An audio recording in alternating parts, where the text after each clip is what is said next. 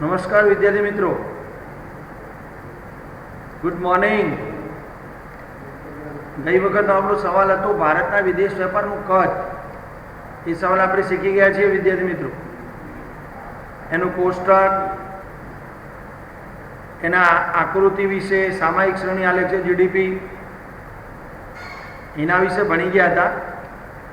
અને આજનો પ્રશ્ન છે ભારતની આયાત અને નિકાસ થતી વસ્તુઓનું સ્વરૂપ. આયાત અને નિકાસ થતી વસ્તુઓનું સ્વરૂપ.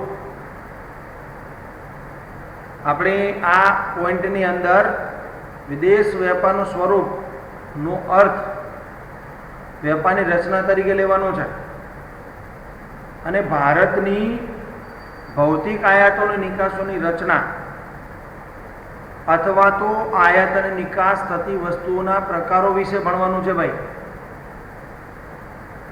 આપણે વિદેશ વેપાર તપાસતા માલુમ પડે છે કે ભારત જે 1951માં ઓછા વિકસિત દેશ તરીકે ઓળખાતો હતો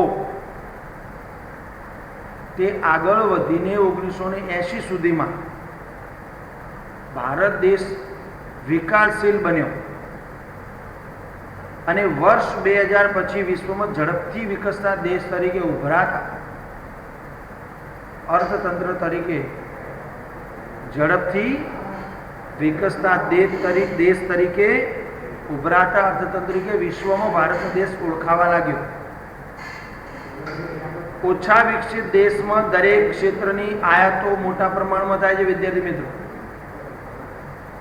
1950 અને 1960ના દાયકામાં શું થયું? ભારતમાં નબળી ખેતીના કારણે ભારતમાં અનાજની આયાતો આપણે વારંવાર થતી હતી, જેને કરવી પડતી હતી. વળી વિકાસલક્ષી આયાતો જેવી કે મશીનો, મૂડી, ટેકનોલોજી, નિષ્ણાતોની સલાહ, સ્પેર પાર્ટ્સ વગેરેની પણ મોટા પ્રમાણમાં થતી હતી. આયાતોની વાત છે વિદ્યાર્થી મિત્રો, અંડરલાઈન કરજો. વિકાસલક્ષી આયાતો હતી. કઈ કઈ? મશીનો, મૂડી, ટેકનોલોજી, નિષ્ણાતોની સલાહ, સ્પેર પાર્ટ્સ વગેરેની આયાતો મોટા પ્રમાણમાં થતી હતી. વળી નીચા વિકાસની પરિસ્થિતિમાં પ્રાથમિક ચીજ વસ્તુની નિકાસો વધુ હતી. જો આવી નિકાસોની વાત આપણે કરીએ તો ચા, કોફી, શણ, કાચી ધાતુઓ અને ખનિજ વગેરેની નિકાસોનું પ્રમાણ વધુ હતું અને ઔદ્યોગિક વસ્તુઓની નિકાસો નીચી હતી. આ વાત કરી ભારતની નિકાસની અને સામે આયાતની. જ્યારે દેશ વિકાસશીલ બને ત્યારે અનાજની આયાતો ઘટવા પામે છે અને દેશની નિકાસોમાં પ્રાથમિક વસ્તુઓનો હિસ્સો ઘટતો જાય છે અને ઔદ્યોગિક નિકાસોનો હિસ્સો દિવસે દિવસે વધતો જાય છે. ભારતની વાત કરીએ 1970 અને 1980ની, તો ભારતમાં એ દશકામાં આવા પ્રકારના વલણો આપણને જોવા મળ્યા છે.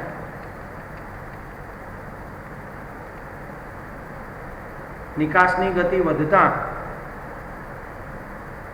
વિકાસના નિભાવ માટે, નિકાસલક્ષી ઉદ્યોગો માટે અને ઉદ્યોગોના વૈવિધ્યકરણ તથા વિસ્તૃતીકરણ માટેની દેશમાં આયાતો વધી. જેમ કે વચગાળાની વસ્તુઓ, કાચો માલ, સ્પેર પાર્ટ્સ, પેટ્રોલ, નવીન ટેકનોલોજી વગેરે વિકાસની પ્રક્રિયા સાથે ભારતમાં વધતી ગઈ હતી અને 1991 પછી ભારતમાં આર્થિક સુધારાઓ કરવામાં આવ્યા. તેથી 1991 પછી ભારતમાં આયાતો અને નિકાસોનું સ્વરૂપ નોંધપાત્ર રીતે બદલાયું. ભારતની આયાતોમાં અનાજ અને ખેતીલક્ષી આયાતો ખૂબ ઓછી થઈ અને મૂડી આયાતો પણ ઓછી થઈ. પરંપરાગત નિકાસોની આપણે વાત કરવા જઈએ વિદ્યાર્થી મિત્રો, તો આવી પરંપરાગત નિકાસો જેવી કે ચા, કોફી, શણ વગેરેનો કુલ નિકાસોમાં હિસ્સો ઓછો થયો અને ઔદ્યોગિક અને બિન પરંપરાગત નિકાસોનો ફાળો વધ્યો. દાખલા તરીકે સોફ્ટવેરની નિકાસ ભારતની વધી. 1961માં ખાદ્ય વસ્તુની આયાતો કુલ વસ્તુ આયાતોમાં 19.1% હિસ્સો ધરાવતી હતી, જે 2014-15માં ઘટીને ફક્ત 3.9% થઈ. એટલે કે ભારતે અનાજ અને અન્ય ખાદ્ય વસ્તુઓમાં સ્વનિર્ભરતા પ્રાપ્ત કરી. વિકાસની ગતિ વધતા ભારતમાં મૂડી અને મૂડી પ્રચુર વસ્તુઓ પણ સારી રીતે ઉત્પન્ન થઈ શકે અને આથી મૂડી આયાતો સારા પ્રમાણમાં ઘટવા પામે. અને 60-61ની વાત આપણે કરીએ વિદ્યાર્થી મિત્રો, તો 60-61માં કુલ વસ્તુ આયાતોમાં મૂડીજન્ય આયાતોનો હિસ્સો 31.7% હતો, જે ખૂબ જ ઊંચો હતો. પરંતુ આ પ્રમાણ વર્ષ 2014-15માં ઘટીને 9.8% થયું. અન્ય નવીન આયાતોનું પ્રમાણ 1960-61માં 2.2% હતું, જે 14-15માં 46.5% થયું. એટલે કે વિકાસમાં વૈવિધ્યકરણ આવતા નવીન વસ્તુઓની આયાતો વધે છે. તે જ રીતે નિકાસોનું સ્વરૂપ પણ બદલાયું. સમગ્ર પ્રાથમિક ક્ષેત્રનો વસ્તુ નિકાસોમાં ફાળો 60-61માં 44.2% હતો વિદ્યાર્થી મિત્રો, જે 2014-15માં ઘટીને ફક્ત 12.3% જેટલો રહ્યો. જેમાં ચા તથા કોફીની નિકાસોનો હિસ્સો 19.3%થી ઘટીને 0.2% થયો. શણની નિકાસોમાં 21%થી ઘટીને લગભગ 0.2% થયો. તેમજ વસ્તુ નિકાસોમાં ચામડાની નિકાસનો ફાળો 60-61માં 4.4%થી ઘટીને વર્ષ 2014-15માં આ પ્રમાણ 1.3% અને કાપડની નિકાસોનો હિસ્સો 10%થી ઘટીને 2% થયો.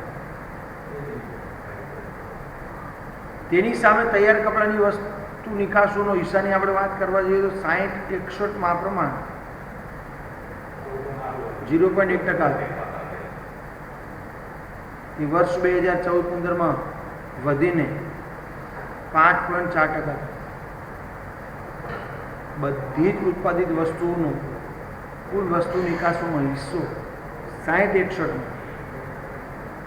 45.3% હતો, તે 14-15માં વધીને 66.7% જેટલો. પેટ્રોલને લગતી નિકાસોનો કુલ વસ્તુ નિકાસોનો ફાળો 60-61માં 1.1% જેટલો હતો,